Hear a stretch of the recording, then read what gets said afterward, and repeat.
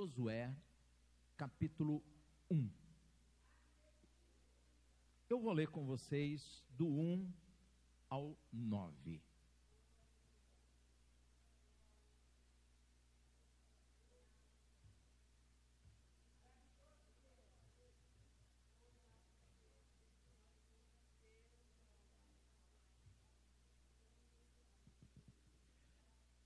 Vamos nos colocar em pé, por favor.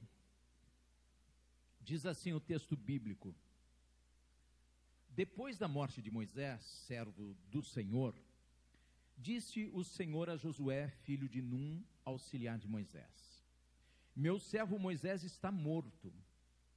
Agora, pois, você e todo este povo, preparem-se para atravessar o rio Jordão e entrar na terra que eu estou para dar aos israelitas. Como prometi a Moisés, todo lugar onde puserem os pés, eu darei a vocês. Seu território se estenderá do deserto ao Líbano, e do grande rio, o Eufrates, e toda a terra dos hititas até o Mar Grande, no oeste. Ninguém conseguirá resistir a vocês todos os dias da sua vida. Assim como estive com Moisés, estarei com você. Nunca o deixarei, nunca o abandonarei. Seja forte e corajoso, porque você conduzirá este povo para herdar a terra que prometi sob juramento aos seus antepassados. Somente seja forte e muito corajoso. Tenha o cuidado de obedecer a toda a lei que o meu servo Moisés lhe ordenou. Não se desvie dela, nem para a direita, nem para a esquerda, para que você seja bem-sucedido por onde quer que andar.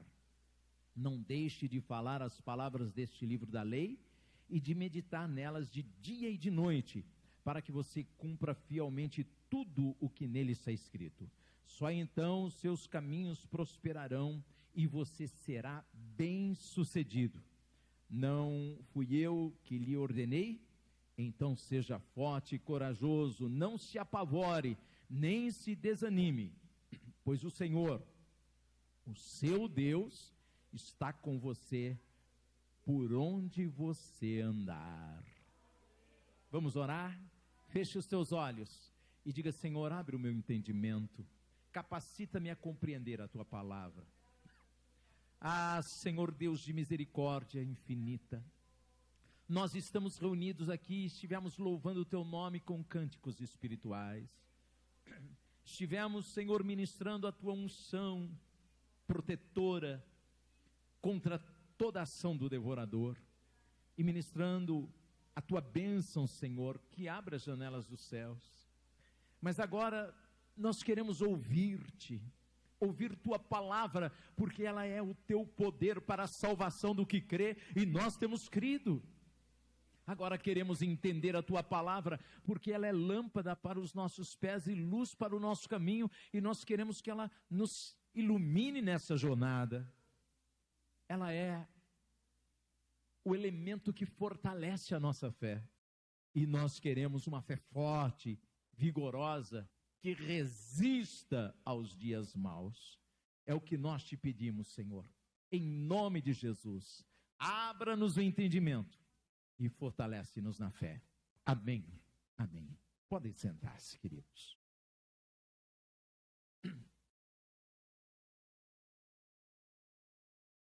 Hoje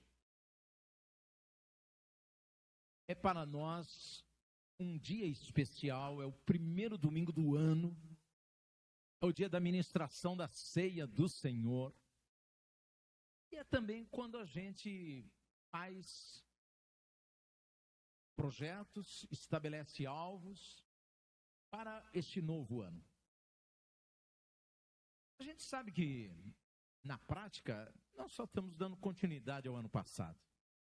Mas existe um elemento psicológico que faz com que a gente tenha o dia 31 de dezembro como um momento de ruptura com o que passou e o dia 1º de janeiro como algo novo que está se iniciando. O texto que eu li com vocês estava num momento parecido com esse.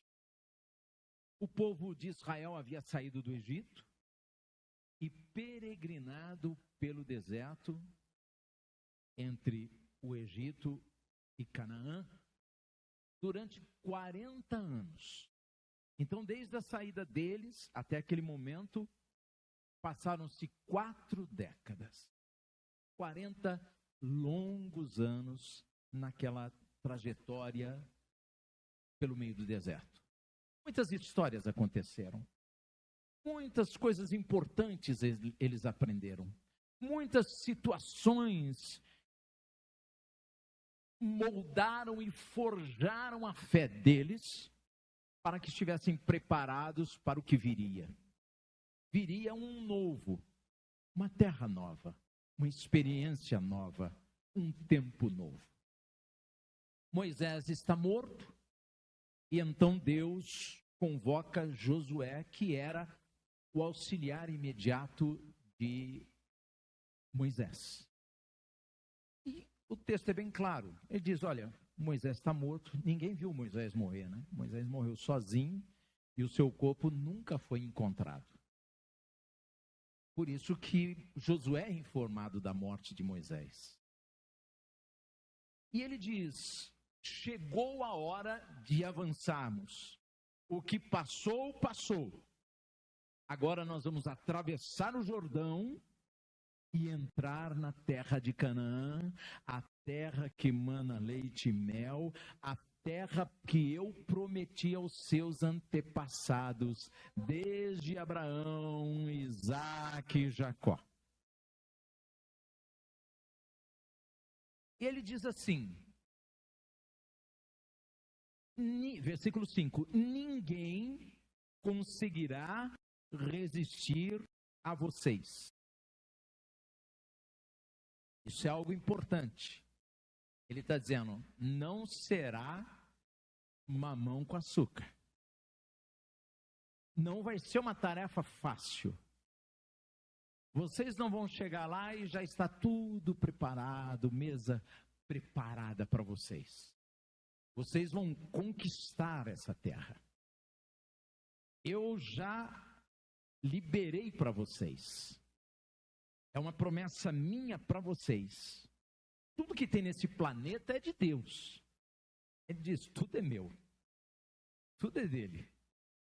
E ele falou, e esse espaço aqui, ele diz até o espaço geográfico, né, do rio Eufrates, até o mar, do deserto, que é lá no Egito, subindo até o Líbano, enfim, está descrito aqui. Ele falou, tudo isso é teu. É do povo de Israel. É da descendência de Abraão, através de Isaque. São terras que agora vão pertencer aos filhos de Jacó, ou seja, aos israelitas. Mas ele diz, no entanto, vocês vão conquistá-las. Lá existem muitos povos, estabelecidos, reinos, e eu vou desalojar todos através de vocês. Mas vocês vão conquistar. Eu vou estar com vocês, mas vocês vão conquistar.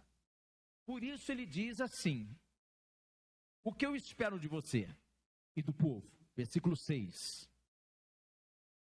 Que você seja forte e corajoso, porque você conduzirá este povo para herdar a terra que jurei aos seus antepassados. Meus queridos irmãos e irmãs, seja forte e corajoso.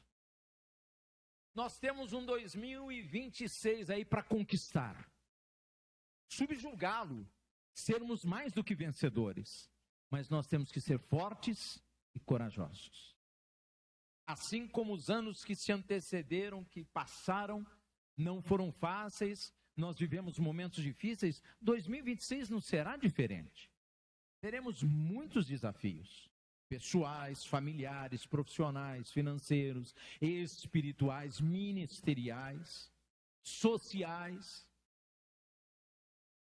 Teremos desafios nacionais e internacionais. Vocês viram que o ano já começou bem turbulento internacionalmente, não é? E não vai melhorar. Jesus disse: no mundo tereis aflições, porque o mundo só promove aflição, angústia. O mundo jaz no maligno, então a maldade está no mundo, de todos os lados. E, repito, não vai mudar. Mas a palavra de Deus para Josué e para nós é: seja forte e corajoso.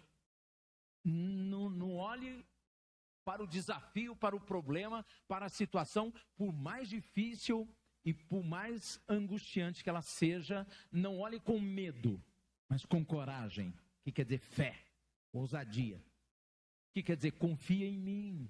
Quando a gente olha com fé, é uma expressão que quer dizer confia em Deus, não é? A fé bíblica é a nossa confiança em Deus, não é a nossa confiança em outras coisas. A pessoa pode ter fé em muitas coisas, mas a fé bíblica é a confiança na providência divina, de que a nossa vitória, a nossa conquista, o nosso livramento vem do nosso Deus, porque Ele falou: estarei convosco todos os dias da vida de vocês. Então, essa postura é a expectativa que Deus tem a meu respeito e a teu respeito para a nossa vida e, portanto, para este ano de 2026. Mas olha o versículo seguinte. Ele dá a deixa de como é que a gente faz para ser forte e corajoso. Qual é o procedimento? Ele diz, versículo 7, somente seja forte e muito corajoso. E aí, olha, tenha o cuidado de obedecer toda a lei que o meu servo Moisés ordenou a você. Hoje, essa palavra soa assim para nós. Tenha o cuidado de obedecer toda a escritura bíblica que os meus servos deixaram registrado para vocês. Naquele tempo, Josué não tinha a Bíblia como nós temos hoje. Ela não existia. Ele tinha apenas os 5 primeiros livros da Bíblia, escritos por Moisés. E nem todos terminados por Moisés. Era tudo que ele tinha em termos de escritura. Mas o Pentateuco, né, esses 5 primeiros livros da lei ou das leis, são a base doutrinária que vai sustentar todo o período profético. Como Jesus disse, ele tem Moisés e os profetas. Lembra? Na parábola que ele contou sobre o Lázaro e o rico, ele tem Moisés, que quer dizer as leis, e os profetas, que são os outros livros. Porque na época de Jesus só havia o Antigo Testamento. Não havia os textos que nós temos hoje, que chamamos de Novo Testamento, que foram textos apostólicos, principalmente apostólicos, né? Além dos evangelhos. Então, que são as cartas que nós temos de Paulo, Pedro, Tiago, etc. João. E nós, então, temos muito mais informações, muito mais promessas, muito mais orientação do que Josué tinha. Ou seja, nós temos muito mais condições muito melhores de sermos fortes e corajosos, de acreditarmos no poder de Deus, porque nós temos toda a história milenar do que aconteceu, de como Deus é fiel à sua palavra e, portanto, a todos que nela confiam. Então, ele diz: tenha o cuidado. Obediência não é algo que se faz de qualquer maneira, que se faz quando dá certo, que se faz empurrando com a barriga. Obediência é algo que se pratica cuidadosamente. É como há pouco a gente fez a unção dos dizimistas, e é bom lembrar o seguinte: eu acho que muita gente entende bem claramente isso, mas eu vou falar porque vai que alguém não entende. Por exemplo, eu sou filho, ainda adolescente, eu ainda criança, eu não trabalho, eu não tenho minha renda, mas os meus pais são dizimistas fiéis, essa bênção está sobre a minha vida também. Eu posso receber essa unção. Eu sou o provedor da família, o cônjuge não é. Ou seja, apenas tem as suas atividades do lar, como a gente diz. Mas o provedor é dizimista fiel. Então, o cônjuge também é dizimista fiel. Também recebe a unção. Entende? Agora, tem muitas pessoas que não têm o provedor como dizimista fiel. Mas a pessoa, enquanto fiel ao Senhor Jesus, dentro da sua possibilidade, das suas condições, dá a sua contribuição fielmente. Mesmo que seja como aquela senhora lá no templo, observada por Jesus, uma única moedinha. Mas Jesus disse, ela deu o melhor que ela tinha. Não é? Também precisa receber essa unção do dizimista fiel. Faça isso com a convicção de que o poder de Deus está na tua vida. Né? Porque é promessa dele. E se ele prometeu, ele é fiel para cumprir. Ser forte e corajoso. Porque para obedecer tem que ser forte e corajoso. Em todas as áreas da nossa vida. Porque é a confiança de que Deus proverá. Mas isso tem que ser feito com muito cuidado. Tenha cuidado de obedecer toda a lei que o meu servo Moisés ordenou. E, ainda versículo 7, né? Não se desvie dela. Nem para a direita, nem para a esquerda. Para que você seja bem-sucedido. A obediência é que nos leva ao sucesso debaixo da bênção de Deus. Mas se a pessoa se desvia, ela deixa de obedecer aqui, ou ela deixa de obedecer ali, a bênção de Deus não está sobre ela. Mas ela está vivendo como todo mundo está vivendo. Mas a hora que vier o inimigo e puxar o tapete,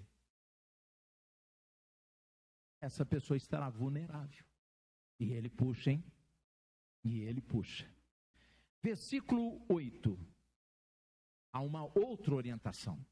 Não deixe de falar as palavras deste livro da lei, de falar, de anunciar, de ensinar, de proclamar e de meditar nelas, né, nas palavras do livro da lei, dia e noite, para que você cumpra fielmente tudo o que está escrito.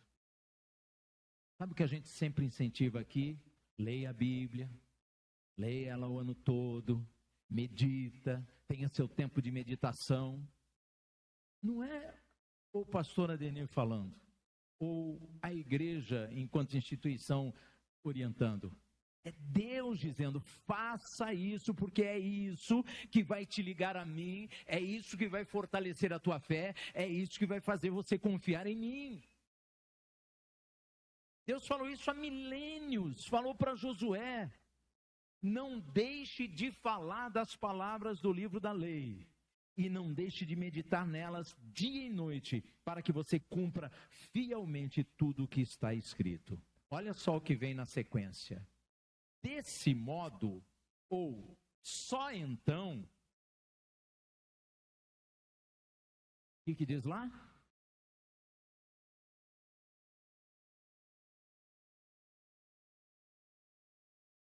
Só depois da obediência, de meditar na palavra de Deus todo dia, de proclamá-la, de anunciá-la aos amigos, vizinhos, parentes, família, regularmente. Só depois do cumprimento disso, você fará prosperar os seus caminhos e será bem-sucedido.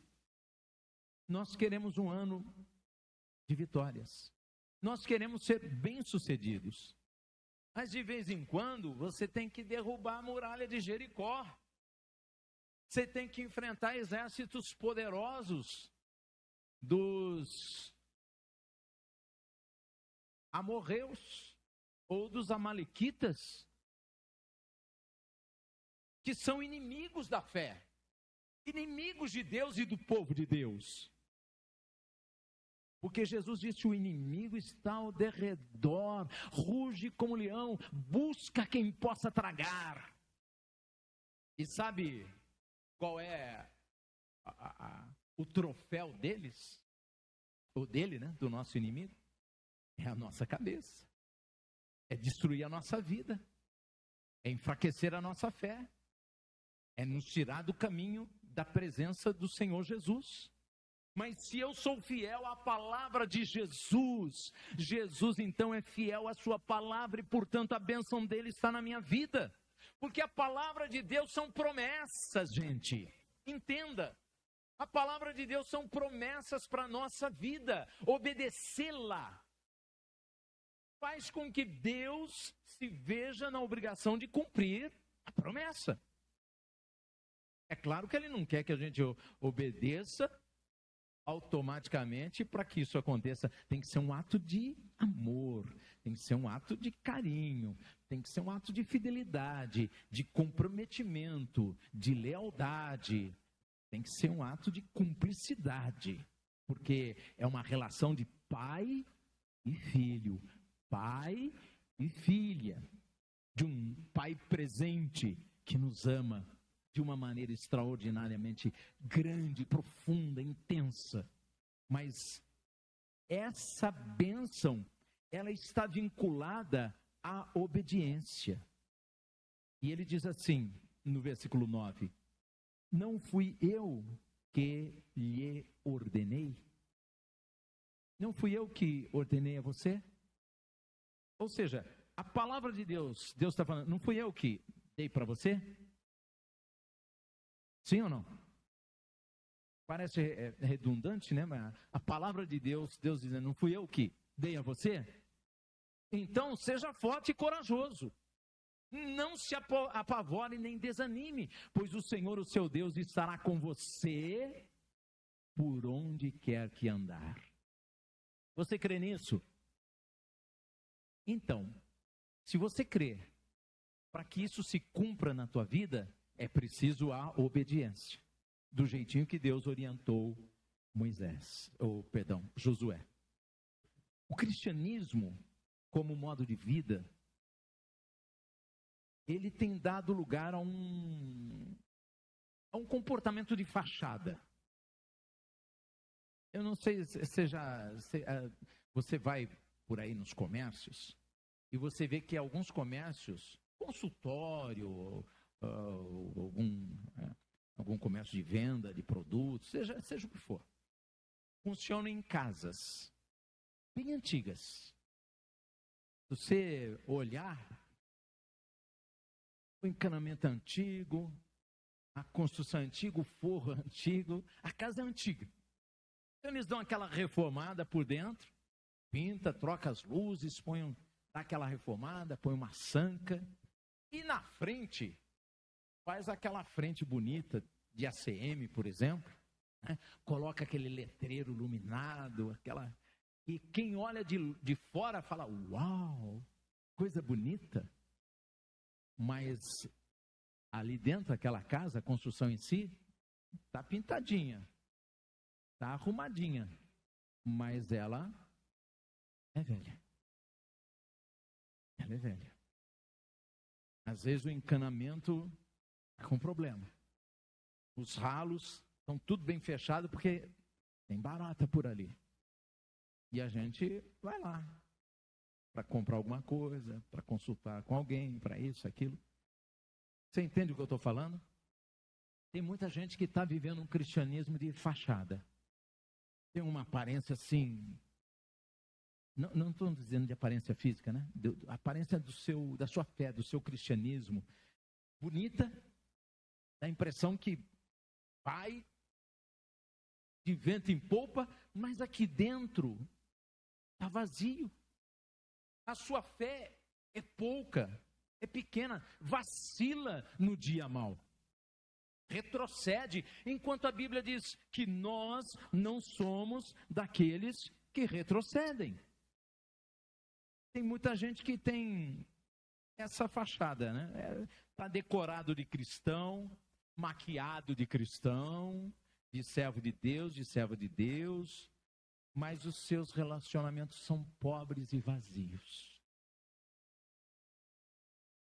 Fechados em pequenos grupos e sem nenhum fruto para a vida eterna. Sabe, meus queridos, nós podemos produzir muitos frutos e devemos, mas só existe um fruto para a vida eterna. É o fruto da salvação. Porque qualquer outro fruto vai ficar aqui. O fruto para a vida eterna são vidas que são conquistadas e arrancadas das trevas e trazidas para a presença do Senhor Jesus. Esse fruto é para a vida eterna. E nós temos que produzir frutos para a vida eterna. Porque senão a gente fica no nosso mundinho, ali com o nosso grupinho, e acha que está tudo bem, quando a Bíblia está dizendo, não é assim que eu espero de você. Não é isso que eu espero de você. Isso é fachada. Isso é só aparência. Quando nós olhamos para 26, nós olhamos para a terra prometida. Deus prometeu esse ano para você. Ele te deu esse ano. Mas nós vamos ter que conquistá-lo. Mas tem que ser do jeito de Deus, como Deus orientou. Não é do jeito que eu quero. Não é do jeito que eu entendo. Não é do jeito que eu acho que deva ser. E o fato é que muita gente se acomodou. Mas muita gente se acomodou. É fácil observar no meio do povo da fé o comprometimento apenas consigo e com os seus mais chegados. Lá no passado, eu era criança, se chamava isso de panelinha, né? Hoje, não sei que nome a gente daria. Isso faz com que se contentem viver de superficialidades e esqueçam o verdadeiro propósito de Deus em nossa vida. Abra a tua Bíblia comigo em Romanos, capítulo 12. Versículos de 1 a 3. Portanto, irmãos, rogo-lhes pelas misericórdias de Deus que se ofereçam em sacrifício vivo, santo e agradável a Deus. Este é o culto racional de vocês. Não se amoldem ao padrão deste mundo, mas transformem-se pela renovação da vossa mente, para que sejam capazes de experimentar e comprovar a boa, agradável e perfeita vontade de Deus. Pois pela graça que me foi dada, digo a todos vocês, ninguém tenha de si mesmo um conceito mais elevado do que deve ter. Mas, pelo contrário, tenha um conceito equilibrado, de acordo com a medida da fé que Deus lhe concedeu. Sabe, eu já ouvi essa expressão, acredito que vocês também. Eu me garanto. Em certas circunstâncias, no cotidiano da vida, se estivermos devidamente preparados, isso é verdadeiro. Mas na fé não. Ninguém se garante. Por isso Jesus disse, sem mim, nada podeis fazer. Quem acha que está bem, cuide que não caia. Não é o que a Bíblia diz? Quem julga está em pé, cuide que não caia. Porque ninguém se garante. Se alguém pudesse se garantir, Jesus não precisaria ter dado a vida na cruz do Calvário por essa pessoa e ela estaria salva por méritos próprios. Mas todos pecaram e destituídos estão da glória de Deus. Só que eu já ouvi muitas vezes, infelizmente, dentro da igreja, quer dizer, no meio cristão, gente falando isso.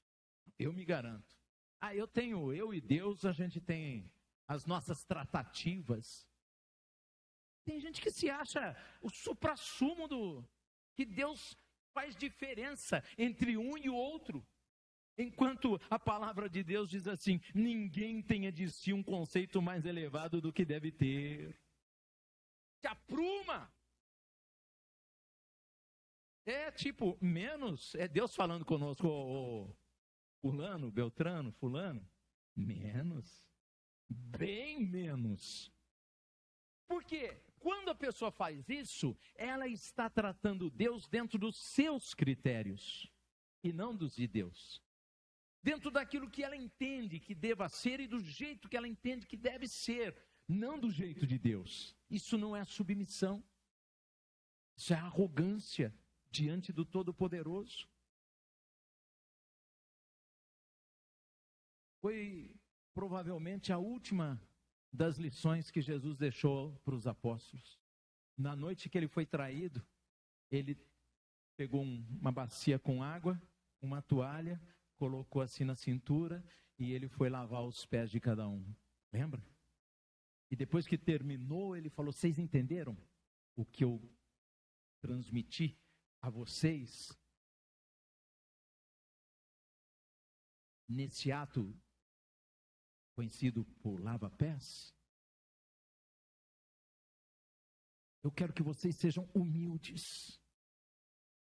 Eu quero que vocês entendam, eu sendo o Senhor, eu sendo o mestre de vocês, lavei os pés de vocês, então lavem os pés uns dos outros. Diante de Deus não tem privilégio, não tem quem é mais, quem é menos. Não tem. Usem o exemplo de Moisés. Moisés não teve alguém que tenha sido em carne e osso, fora Jesus, mais íntimo de Deus. Na conversa, na tratativa, nas coisas que ele viu no céu.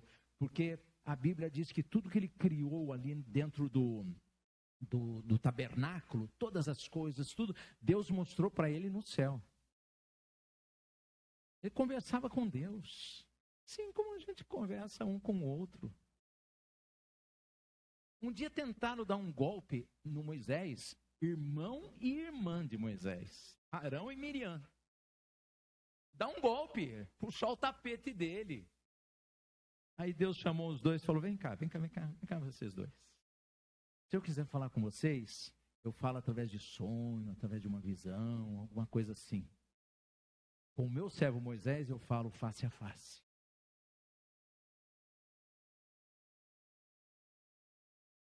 Mas quando Moisés morreu, Deus disse para Moisés, Moisés, levou lá no alto do monte, olha, até onde enxergar o teu olho aí, ó, tudo isso é a terra que eu prometi. E mais ainda, né? Porque não dava para ver tudo, né? Só que você não vai entrar não, filho. Ô Senhor! Lembra aquela vez, aquilo que aconteceu? Então, aquilo tirou o teu privilégio de entrar na terra. Você não vai comandar esse povo. Chegou o fim da tua trajetória. Nem Moisés. E ele não teve a arrogância de dizer, não, com Deus eu me resolvo. Né? Eu sou mais eu. Tem que ter humildade, gente. Submissão. Não basta a gente cantar que aos pés de Cristo é o melhor lugar que a gente pode estar. A gente tem que estar mesmo. E viver ali. E isso tem que trazer para nós esse comportamento. Este comprometimento com a obra de Deus. Com as coisas de Deus. Isso é fundamental para nós. Neste ano de 2026... comprometa-se em produzir frutos para a vida eterna. Lembra que eu falei? O que é vida eterna? Salvação. evangelizando e trazendo-os para a presença gloriosa do Senhor Jesus. Jesus disse assim: junte tesouro no céu, aonde o ladrão não rouba e a traça não rói. Não foi isso? O que você vai juntar no céu? Ouro? Diamantes? Especiarias? Seda? São vidas. Vidas preciosas para Jesus, vidas por quem Jesus deu a sua própria vida. É um trabalho sério. Quando ele falou, você vai conquistar a terra, você vai levar o povo, falou para o Josué, você vai levar o povo para conquistar a terra de Canaã. Eu serei contigo como fui com Moisés. Então somente ser forte e corajoso. Ponto. Ok, Josué? Ok, Senhor. Então é o seguinte, a regra é clara. Medita nesse livro. Fala dele para o povo. E tenha o cuidado de fazer conforme a tudo. Não pouco, não o que te interessa. Não o que dá tempo, mas a tudo quanto nele está escrito. Se você fizer isso, prudentemente te conduzirás. Serás bem-sucedido. E eu estarei convosco. Assim será 2026 na nossa vida. A regra é a mesma. A lei é a mesma. A bênção é a mesma. O Deus é o mesmo. O que nós temos que ter é a mesma postura de Josué. O mesmo comportamento de Josué. E ficar atento, porque vocês se lembram que uma das primeiras coisas que aconteceu nesse trajeto de conquista foi o Josué se precipitar e foi enganado por um povo. Lembra? Ele teve que fazer uma aliança de paz com quem Deus disse para não ter, porque ele foi enganado. Ele achava que era um povo que não era ali daquela região, que não tinha nada a ver com eles. E depois, na hora que precisava conquistar, ele não pôde, porque a palavra dele empenhada, a Bíblia diz assim, ainda que seja para o teu prejuízo, se você empenhou tua palavra, cumpra a tua palavra. E Josué teve que fazer isso. Eu tenho que fazer isso. E você tem que fazer isso. Então, não se precipite com a tua boca. Ouça muito e fale pouco em termos de assumir compromissos.